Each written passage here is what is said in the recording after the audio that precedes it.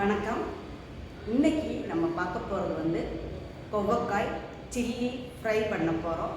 இது வந்து குழம்பு சாதம், ரச சாதம், பருப்பு சாதம், தயிர் சாதம், சும்மா ஸ்நாக்ஸாக சாப்பிட்டா கூட ரொம்ப டேஸ்டியாக பிள்ளைங்களாம் விரும்பி சாப்பிடுவாங்க. வாங்க வீடியோக்குள்ளே போய் பார்த்துட்டு வந்துருவோம்.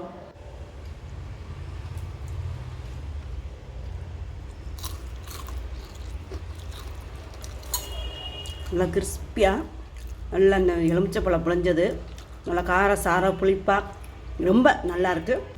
இந்தளவு கோவக்காய் எடுத்திருக்கேன். இப்போ வந்து அது நாளாக நல்லா கட் பண்ணி எடுத்துக்கலாம்.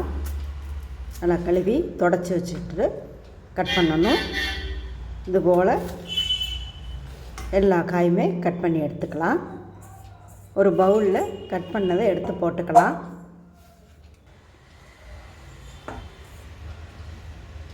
இப்போ இதுக்கு தேவையான மிளகாத்தூள் போட்டிருக்கேன்.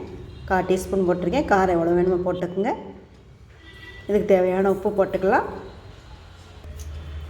கார்ன்ஃப்ளவர்மா 3 டேபிள் ஸ்பூன் இந்த அளவுக்கு நான் போடுறேன். ஃபுட் கலர் வேணால் போட்டுக்குங்க. 3 போரும்.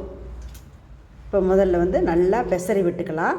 கொவக்காயில் லேசாக எப்படி தண்ணி உப்பு போட்டவரை தண்ணி வரும். கொஞ்சம் நல்லா பெசரி விட்டுட்டு இப்போ எலுமிச்சப்பழம் அரை மூடி வந்து ஒரு 4 ட்ராப்ஸ் விட்டுக்கலாம். தண்ணி எதுவும் சேர்க்கக்கூடாது. கொவக்காயில் உள்ள தண்ணியும் இந்த எலுமிச்சை ஜூஸ் 3-4 ட்ராப் விட்டால் அது மட்டுமே போரும். நீங்கள் பிசைய அதில் தண்ணி கொஞ்சம் வந்த மாதிரி இருக்கும். தண்ணி ஒரு ட்ராப் கூட விட்டுறாதீங்க. நல்லா பெசரியாச்சு. அடுப்பில் ஒரு எண்ணெய் சட்டி வச்சுருக்கேன். ஒன்று போட்டு பாருங்கள். சடாப்படான்னு வெடிக்கிற மாதிரி இருக்கும். அப்புறம் பார்த்துட்டு ஒன்றா போட்டுருங்க.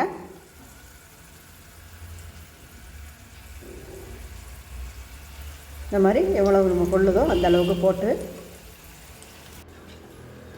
எல்லாம் போட்டாச்சு. இப்போ திருப்பி விடலாம். கலர் பார்க்குற போதே எவ்வளவு அருமையாக இருக்குது. கலரு சாப்பிட்றதுக்கு நல்லாயிருக்கும். ரொம்ப கிறிஸ்பியாக இருந்துச்சு. இன்னும் என்னன்னு கேட்பாங்க. இது மாதிரி செஞ்சு கொடுங்க ஒரு தவணை.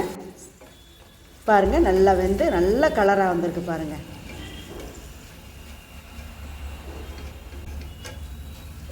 பாருங்கள் சூப்பராக. இந்த இது போல் எல்லா காயுமே எடுத்துக்கலாம். வறுத்து எடுத்துக்கலாம். நீங்களும் செஞ்சு பார்த்துட்டு எப்படி இருக்குன்னு கருத்துக்களை கமெண்ட் பாக்ஸில் சொல்லுங்கள். வீடியோ பிடிச்சிருந்தா லைக் பண்ணுங்கள்.